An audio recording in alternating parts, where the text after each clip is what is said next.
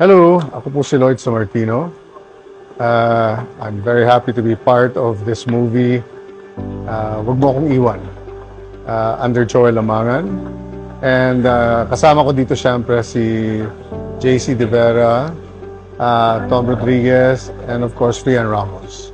And my role here is the father of Tom Rodriguez. We're very easygoing family kami. Medyo strict ako ng konti, pero for the most part, I am a very loving father.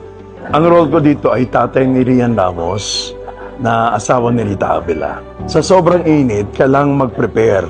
Dahil ang location namin ay napakainit. E maski mainit, dapat magmukhang hindi mainit. Nung mabasa ko yung script, which is napakaganda. By the way, sinulat pala ito ni Eric Ramos.